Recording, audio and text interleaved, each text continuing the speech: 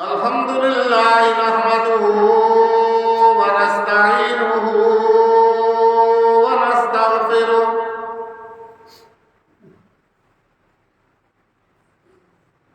ونؤمن به ونتوكل عليه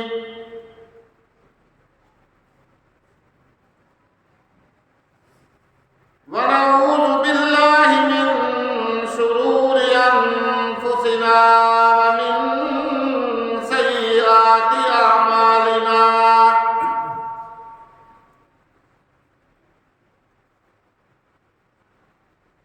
من يهده الله فلا مضل له ومن يضلله فلا هادي له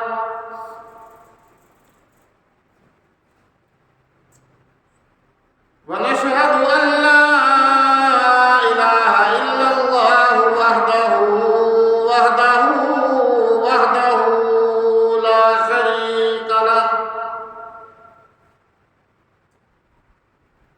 وحده لا شريك له ولا ضد له ولا ند له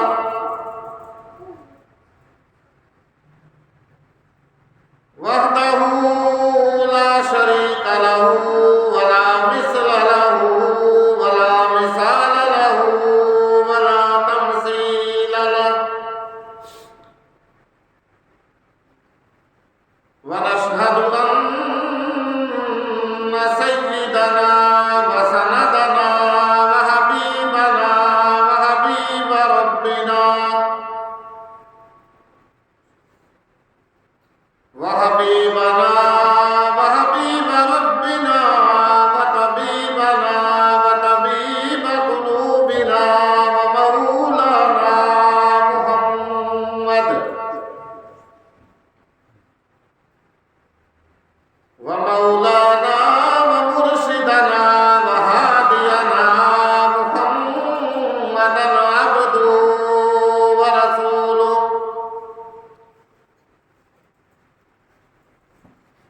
أرسله الله إلى كافة للناس بشيرا ونذيرا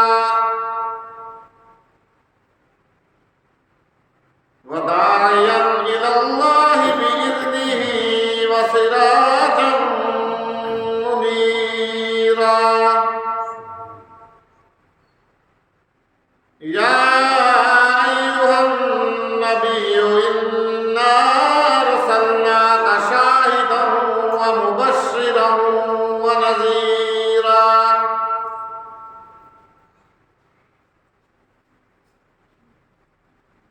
أما بعد فأعوذ بالله السميع العليم من الشيطان الرجيم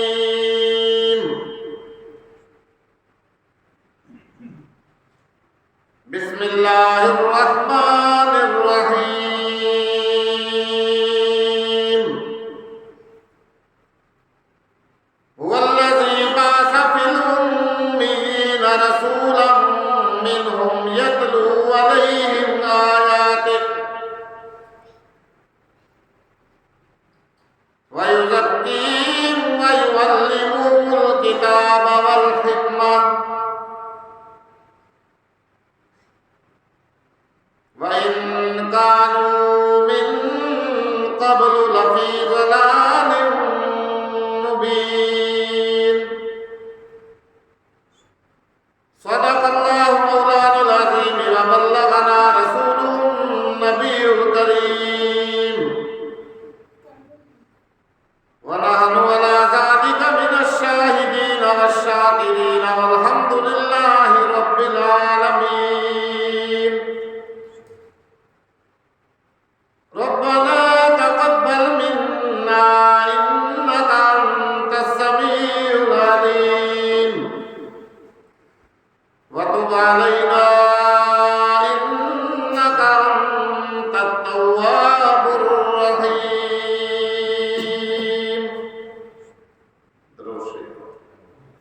اللهم صل على محمد وعلى آل محمد كما صليت على إبراهيم وعلى آل إبراهيم إنك حميد مجيد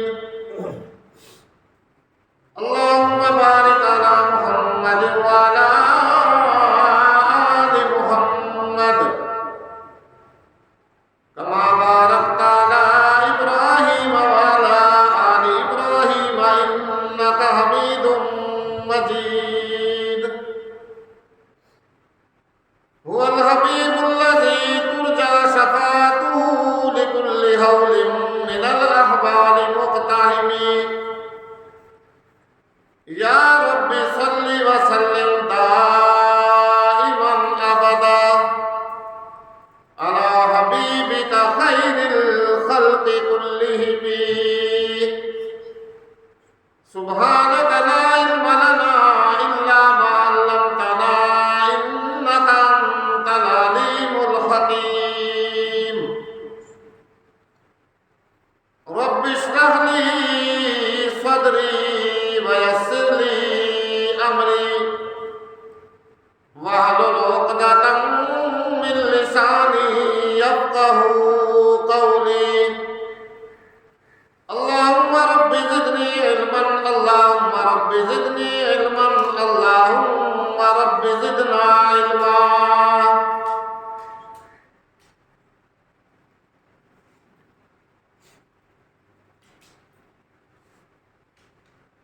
گرامی قدر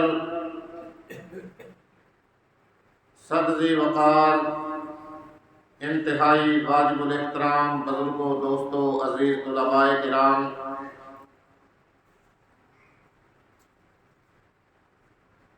آج 26 ربیع الاول سن 1445 ہجری بمطابق 13 اکتوبر سن 2023 بروز جمعۃ المبارک کی اس نشست میں دعوت و تبلیغ کے حوالے سے حاضر ہیں اور عن قریب ربیع الاول جو ہے یہ اختتام پذیر ہوگا۔ اس مہینے کے حوالے سے کافی دنوں سے آپ حضرات کے سامنے امام الانبیاء سید الاولین والآخرین خاتم النبیین حضرت محمد مصطفیٰ صلی اللہ علیہ وآلہ وسلم کی ولادت باسعادت، آپ کی سیرت اور صورت کے متعلق بیان جو ہے وہ جاری اور ساری ہے، اور یہ ایک ایسا موضوع ہے، ایسا مضمون ہے کہ اگر ساری دنیا کے درخت کلمے بنا دی جائیں، سارے دریا اور سمندر سیاہی بنا دی جائے تو کلمے ٹوٹ جائیں گی، سمندروں کی سیاہی جو ہے وہ ختم ہو جائے گی، لیکن میرے پیارے آقا کی شان کا موضوع اور مضمون جو ہے یہ ختم نہیں ہوگا۔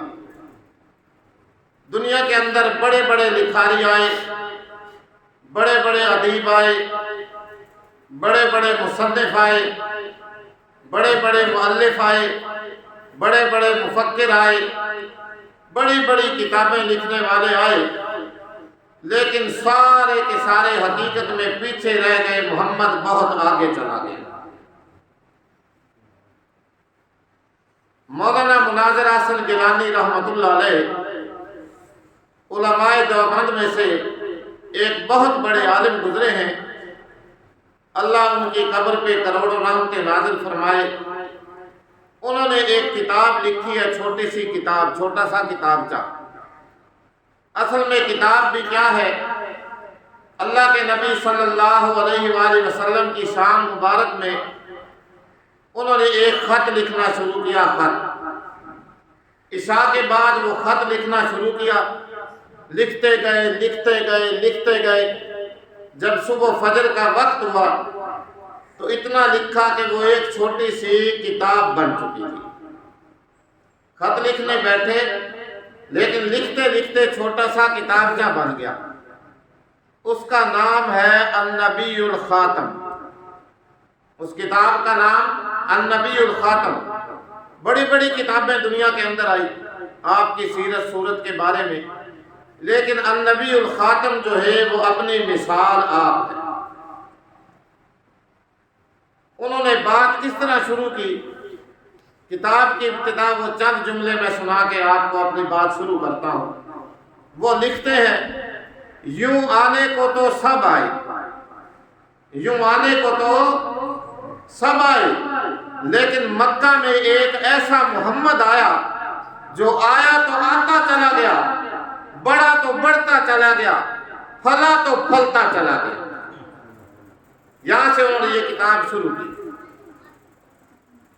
تو چاہے میں جتنے مرضی بڑے دعوے کروں، میں آپ صلی اللہ علیہ وسلم کی شان بیان کروں گا، آپ کے اخلاق بیان کروں گا، آپ کے محاسن بیان کروں گا، آپ کے حسن کی تعریف کروں گا، آپ کے جمال کی کہانی سناؤں گا، آپ کے اخلاق کی، آپ کے کردار کی، آپ کے گفتار کی کہانی سناؤں گا، لیکن حقیقت یہ ہے کہ کوئی بھی شخص دنیا کے اندر اللہ کے نبی صلی اللہ علیہ وسلم کی ولادت کی، آپ کے اخلاق کی شان بیان نہیں کر سکتا۔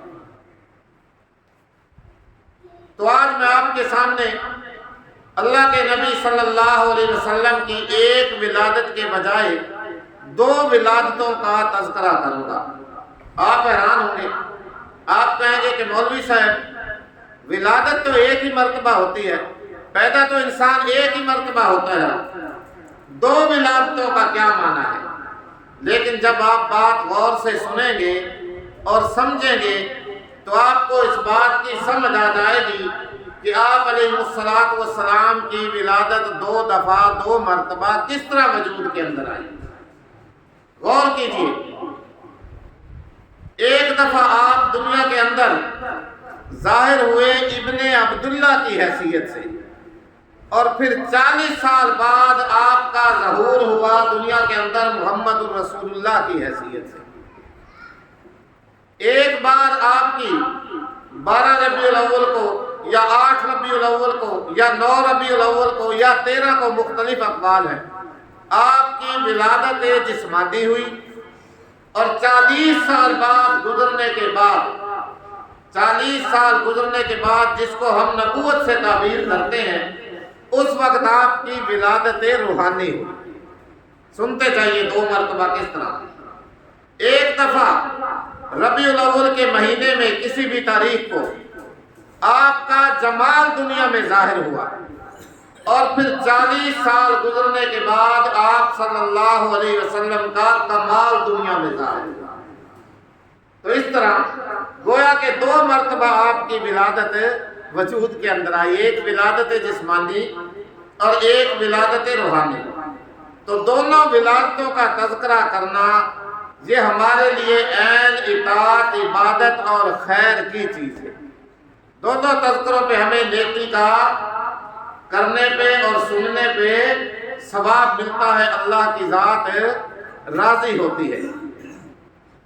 تو دنیا کے اندر نہ آپ کے جمال کی کوئی مثال ملتی ہے کہ آپ جیسا صاحب جمال خوبصورت حسین کو دنیا میں پیدا ہوا ہی نہیں، اور نہ آپ کے کمال کی کوئی مثال دنیا میں ملتی ہے کہ آپ جیسا صاحب کمال بھی دنیا میں کوئی نہیں آیا، اور نہ قیامت تک آپ کوئی آئے گا۔ اللہ رب العزت نے جتنے کمالات سارے انبیاء علیہ السلام کو عطا فرمائے، وہ اللہ رب العزت نے آپ صلی اللہ علیہ وآلہ وسلم کو تنہا اکیلوں کو عطا فرمایا۔ ایک کہنے والا کہتا ہے حسن یوسف دم عیسیٰ ید بیزاداری، حسن یوسف دم عیسیٰ ید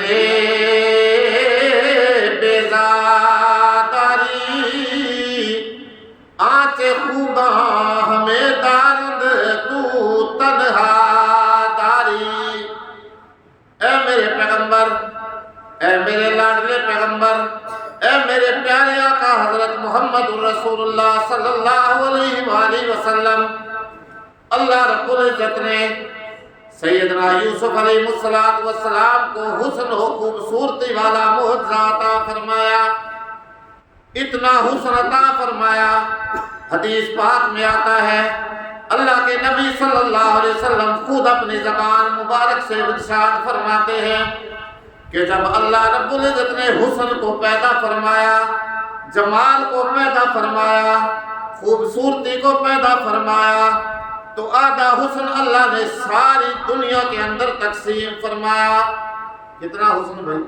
آدھا حسن، آدھی خوبصورتی اللہ نے ساری دنیا کے اندر، پوری کائنات کے اندر تقسیم فرمایا، اور آدھا حسن تنہا سیدنا یوسف علیہ السلام کو عطا فرمایا۔ آدھا حسن پوری دنیا میں، پوری کائنات میں تقسیم فرمایا، اور آدھا حسن اکیلے سیدنا یوسف علیہ السلام کو عطا فرمایا۔ بولو کتنے خوبصورت ہوں گے، کتنے حسین و جمیل ہوں گے۔ بہرحال حسن یوسف دمے عیسیٰ یدے بیزاداری، آچے خوبا ہمیں دارند تو تنہا داری۔ خوبصورتی حسن و جمال والا معجزہ اللہ رب العزت نے سیدنا یوسف علیہ السلام کو عطا فرمایا، اور دم عیسیٰ علیہ السلام کو پھونک مار کر دم کر دینے سے مردوں کو زندہ کر دینے والا معجزہ عطا فرمایا۔ ید بیزاداری، اور سیدنا موسیٰ علیہ السلام کو اللہ اکبر ہاتھ چمکنے والا یوں سفید چاندی کی طرح ہاتھ چمکتا ہوا دکھائی دیا کرتا تھا، موسیٰ علیہ السلام کو عطا فرمایا۔ آگے شاعر کہتا ہے آنچے خوبا ہمیں دارند تو تنہا داری۔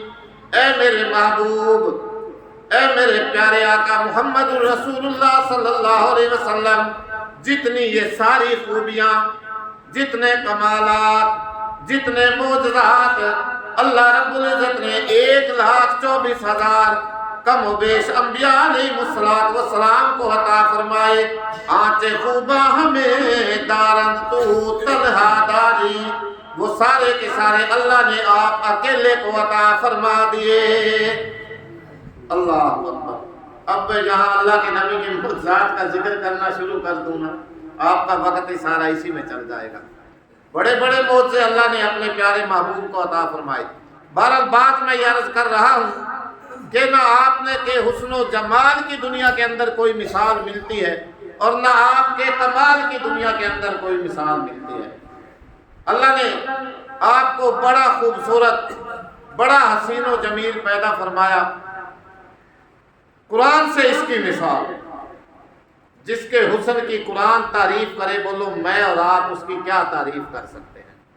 قرآن نے بھی اللہ کے نبی صلی اللہ علیہ وآلہ وسلم جن پہ یہ مقدس کتاب نازل ہوئی، ان کے حسن و جمال کی تعریف فرمائی، اور سیدہ عائشہ صدیقہ رضی اللہ تعالی عنہا کا استدلال دیکھیے کہ کس طرح قرآن سے اللہ کے نبی کی حسن و جمال کی کہانی سناتی ہے۔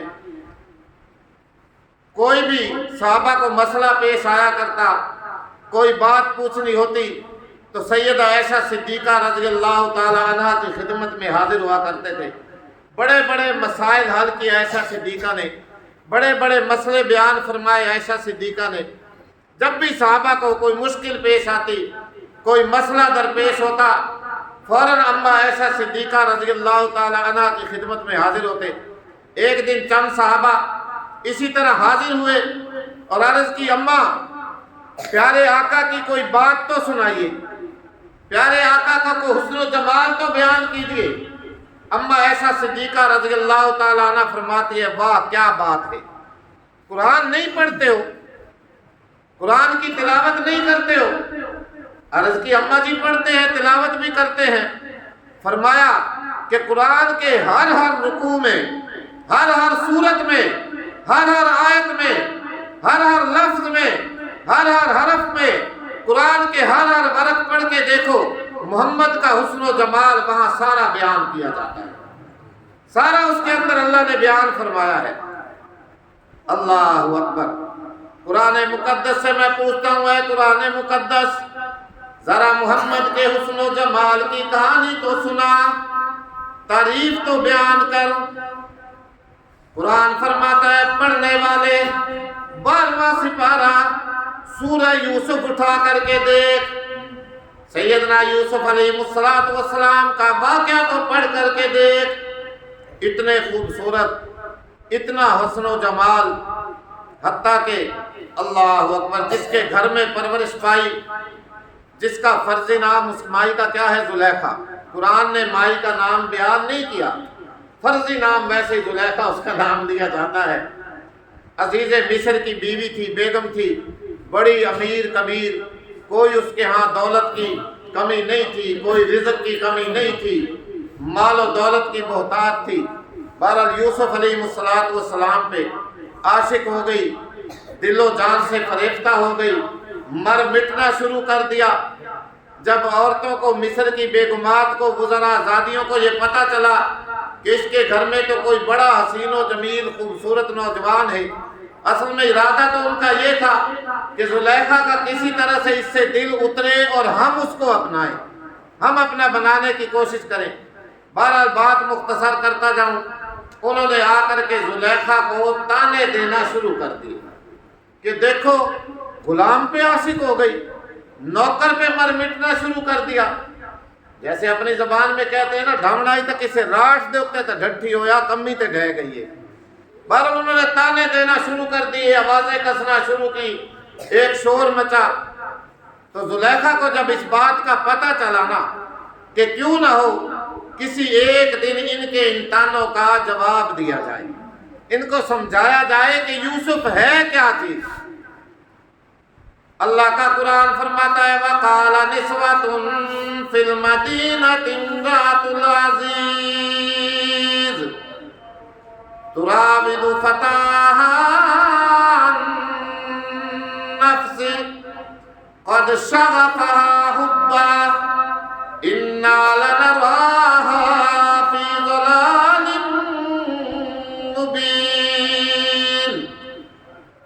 مصر کی بیگمات نے، وزراء زادیوں نے، مصر کی عورتوں نے زلیخا پہ تانے کسنا شروع کر دیے، زلیخا کو تانے دینا شروع کر دیے کہ دیکھیے ایک غلام پہ فریفتہ ہو گئی، عاشق ہو گئی، بے شک ہم تو اسے اچھا نہیں سمجھتے۔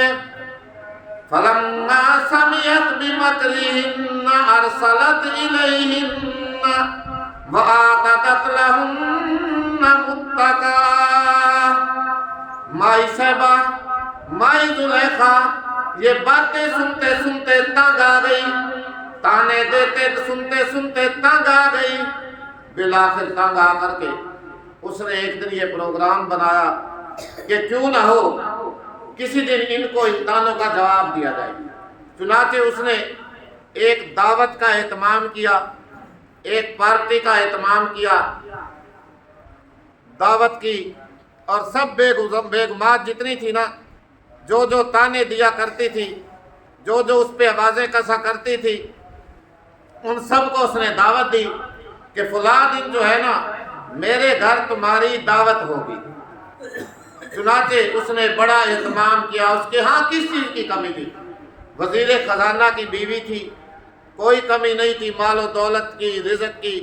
دسترخوان سجایا، طرح طرح کے میوہ جات، طرح طرح کے فروٹ، طرح طرح کے تفقہات کی چیزیں اس نے وہاں پہ اکٹھی کی، اور سیدنا یوسف علیہ السلام کو اندر بند کمرے کے اندر اس نے چھپا دیا کہ جب تک میں تمہیں آواز نہ دوں، میں تمہیں باہر نہ بلاؤں، تم نے باہر نہیں آنا ہے۔ چنانچہ ساری بیگمات آ گئی، ساری شہزادیاں آ گئی، ساری وزراء زادیاں آ گئی۔ اللہ کا قرآن فرماتا ہے وَآتَتْ لَهُنَّ مُتَّكَأً۔ دسترخوان تیار ہو گیا، دعوت کا وقت ہو گیا، دعوت کھلانے کا ٹائم آ گیا۔ وآتت كل واحدة منهن سكينا، پھل کاٹنے کے لیے، فروٹ کاٹنے کے لیے ایک ایک چاقو یا چھری بھی ان کے ہاتھ میں دے دی۔ اللہ اکبر۔ اور ادھر سے اجازت دی کہ چلیے کھانا پینا شروع کیجئے۔ جب انہوں نے فروٹ کے اوپر اپنے اپنے چاقو چلانا شروع کیے، چھریاں پھیرنا شروع کی، وَقَالَتِ اخْرُجْ عَلَيْهِمْ،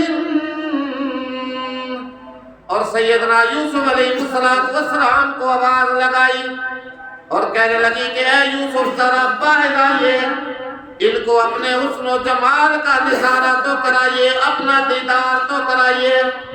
بس یوسف کے باہر آنے کی دیر تھی، جب ساری بیگمات شہزادیاں آزادیوں کی نظر سیدنا یوسف علیہ السلام کے حسن و جمال پہ پڑی، چہرہ کے اوپر پڑی، دیدار کیا۔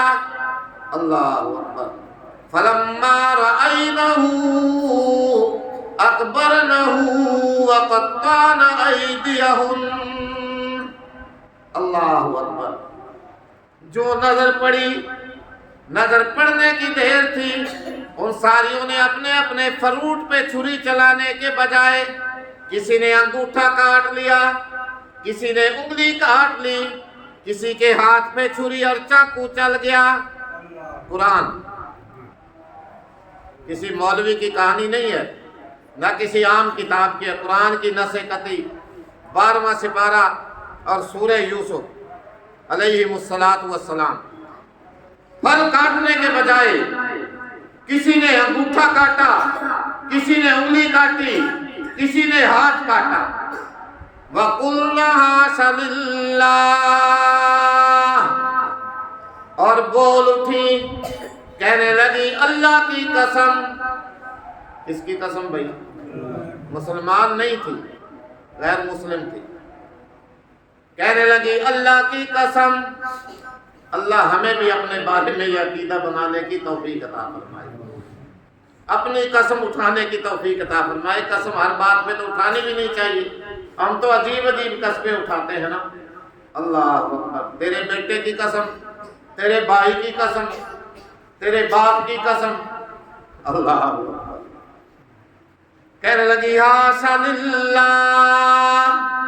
ہمیں اللہ کی قسم، ان ھذا الا ملک کریم، یہ یوسف تو ہمیں کوئی انسان معلوم نہیں ہوتا، یہ تو ہمیں کوئی فرشتہ معلوم ہوتا ہے۔ فرشتہ انسان کے اندر، بشر کے اندر اتنی خوبصورتی کہاں، اتنا حسن و جمال کہاں، اتنی رعنائی کہاں سے آ گئی؟ ان ھذا الا ملک کریم، کہنے لگی یہ تو ہمیں کوئی فرشتہ معلوم ہوتا ہے، فرشتہ۔ زلیخا کے ہاتھ بات آ گئی، موقع ہاتھ آ گیا، بات مختصر کرتا جاؤں۔ کہنے لگی قالت فذلکن الذی لمتننی فیہ، اے بیگمات، اے مصر زادیوں، اے شہزادیوں، یہی تو وہ یوسف ہے جس کے بارے میں تم روزانہ مجھے تانے دیا کرتی تھی، روزانہ میرے خلاف آوازیں کسا کرتی تھی، یہی وہ یوسف ہے۔ لیکن میرے پاس تو ہر وقت یوسف ہے، رات کو بھی میرے پاس ہے، دن میں بھی میرے پاس ہے، لیکن میں نے تو نہ کبھی اپنی انگلی کاٹی، نہ انگوٹھا کاٹا، نہ ہاتھ کاٹے، نہ کہیں اور میں نے جسم پہ زخم کیا۔ تمہیں کیا ہو گیا ہے؟ ایک لمحہ کے اندر ہی تم نے اس کے حسن و جمال کو دیکھا، کسی نے انگلی کاٹ دی، کسی نے کولا کاٹ دیا، کسی نے انگوٹھا کاٹ دیا۔ یہی وہ یوسف ہے جس کے بارے میں تم روزانہ مجھے تانے دیا کرتی تھی۔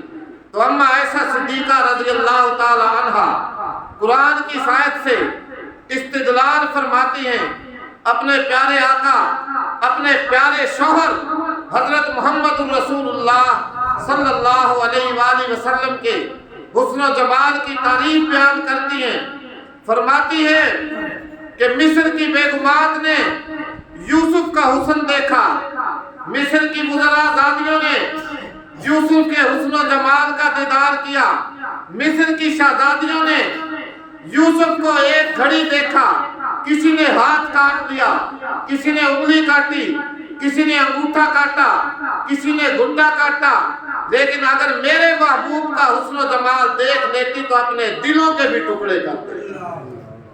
اللہ اکبر۔ قرآن نے اللہ کے نبی صلی اللہ علیہ وسلم کے حسن و جمال کی یوں تعریف فرمائی، میں اور آپ کا کیا حسن و جمال بیان کر سکتے ہیں۔ حدیث پاک میں آتا ہے اللہ کے نبی صلی اللہ علیہ وآلہ وسلم مسجد نبوی میں تشریف فرما ہے، صحابہ کا مجمع لگا ہوا ہے، صحابہ بیٹھے ہوئے ہیں، 14ویں کا چاند بدر منیر پوری آب و تاب سے کھلا ہوا ہے، روشن دنیا والوں کو کر رہا ہے، منور کر رہا ہے۔ بدر منیر، بدر منیر پتہ کس چاند کو کہا جاتا ہے؟ چاند کے مختلف نام آتے ہیں، ہلال بھی آتا ہے، قمر بھی آتا ہے، بدر بھی آتا ہے۔ ہلال کہتے ہیں پہلی راتوں کا چاند، جب یوں مڑی ہوئی چھڑی کی طرح ہوتا ہے، اس کو کہا جاتا ہے ہلال۔ اس کے بعد آ جاتا ہے بدر منیر، بدر 13، 14، 15 رات کا جو چاند ہوتا ہے نا، وہ دیکھنے کے لائق اور دیکھنے کے قابل ہوتا ہے۔ کبھی تجربہ کیجیے، آئندہ 2 تاریخ میں آئے اگلے مہینے میں ربیع الثانی، 13، 14، 15۔ اور حدیث پاک میں آتا ہے اللہ کے نبی صلی اللہ علیہ وسلم ان تینوں دنوں کا روزہ بھی رکھا کرتے تھے۔ ایام 20 ان کو حدیث کی اصطلاح میں کہا جاتا ہے۔ 13، 14، 15 کا جو چاند ہوتا ہے نا، انشاءاللہ آئندہ مہینے اس کا ہم سب رات تجربہ کریں گے، اللہ توفیق دے، کہ 14ویں کا چاند کس طرح کھل رہا ہوتا ہے، اس کو کہا جاتا ہے بدر۔ اور اس کے بعد پھر جو آخری راتیں آتی ہیں 20، 21، 22، 29، 30 تک، ان کا جو چاند ہوتا ہے اس وقت روشنی غالب آ جاتی ہے، اسے کہا جاتا ہے قمر۔ یہ عربی کے اندر نام ہے، عربی کی، انگلش میں بھی نام ہے چاند کے مون اور کچھ اسی طرح۔ بہرحال حدیث پاک میں آتا ہے اللہ کے نبی صلی اللہ علیہ وسلم مسجد نبوی میں تشریف فرما ہے، صحابہ کا مجمع بیٹھا ہوا ہے۔ اس دن اللہ کے نبی صلی اللہ علیہ وآلہ وسلم نے سرخ جوڑا پہنا ہوا تھا، لیکن سرخ جو تھا وہ بالکل سرخ نہیں تھا۔ علماء حدیث اس کی تصریح کرتے ہیں کہ یمن سے چادریں آیا کرتی تھی، کوئی سبز دھاری والی ہوتی تھی، کوئی سرخ دھاری والی ہوتی تھی۔ تو اس دن اللہ کے نبی صلی اللہ علیہ وسلم نے جو جوڑا مبارک پہنا ہوا تھا اس پہ سرخ رنگ کی دھاریاں تھیں، ورنہ سرخ لباس کو تو اور سونے کو اللہ کے نبی نے حرام قرار دیا، پہننے کا تو سوال ہی پیدا نہیں ہوتا، وہ پہنا ہوا ہے۔ اب 2 صحابیوں کے بارے میں یہ بات آتی ہے، ایک روایت ہے سیدنا ابو ہریرہ رضی اللہ تعالی عنہ سے، اور ایک صحابی ہیں حضرت مرارہ ابن ربیع رضی اللہ تعالی عنہ۔ اللہ اکبر، دونوں صحابی سے یہ بات آتی ہے، وہ فرماتے ہیں کہ اللہ کے نبی تشریف فرما ہے، 14ویں کا چاند کھلا ہوا ہے، اور میں بار بار کبھی میں چاند کی طرف دیکھتا ہوں اور کبھی میں چہرہ نبوی کی طرف دیکھتا ہوں، اور مجھے یہ فیصلہ کرنا مشکل ہو رہا ہے کہ ان دونوں میں اللہ کے نبی زیادہ حسین ہے یا چاند زیادہ حسین ہے۔ بالآخر اللہ اکبر، مجھے ہار کر کے یہ فیصلہ کرنا پڑا کہ جو حسن و جمال چہرہ نبی کے اندر ہے وہ چاند کی روشنی میں، چاند کے اندر بھی وہ حسن و جمال نہیں ہے۔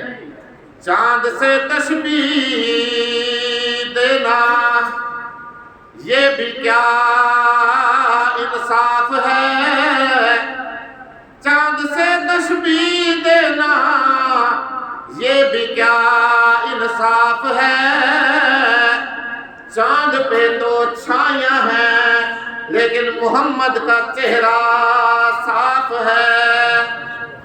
صحابہ کرام موجود، اللہ کے نبی بھی موجود۔ اللہ کے نبی نے ارشاد فرمایا کہ مجھے دنیا کے اندر 3 چیزیں بڑی پسند ہیں، نیک عورت مجھے بڑی پسند ہے، خوشبو مجھے پسند ہے، اور آنکھوں کی ٹھنڈک تو میری آنکھوں کی ٹھنڈک نماز میں ہے۔ فوراً ہی سیدنا ابو بکر صدیق رضی اللہ تعالی عنہ کھڑے ہوئے، عرض کیا یا رسول اللہ مجھے بھی دنیا کی 3 چیزیں بہت پسند لگتی ہیں، بہت محبوب اور پیاری لگتی ہیں۔ اللہ اکبر، اللہ کے نبی نے اپنے محبوب کی طرف یہ چہرہ اٹھایا، دیکھا 3 چیزیں بیان کی، لیکن ایک ہی بیان کر کے بس بات ختم کرتا ہوں۔ ہاں ابو بکر کہیے تمہیں کیا پسند ہے؟ سب سے پہلی چیز جو سیدنا ابو بکر صدیق رضی اللہ تعالی عنہ نے عرض کیا یا رسول اللہ النظر الی وجہک، آپ کے چہرہ مبارک کی طرف دیکھتے رہنا مجھے دنیا و ما فیہا سے زیادہ پسند ہے۔ یا رسول اللہ دنیا کے اندر جتنی چیزیں پائی جاتی ہیں سب سے زیادہ آپ کے چہرہ کی طرف میں دیکھتا رہوں، یہ مجھے بہت ہی زیادہ پسند ہے۔ اللہ اکبر، اللہ تعالی عمل کی توفیق عطا فرمائے۔ وآخر دعوانا الحمدللہ رب العالمین۔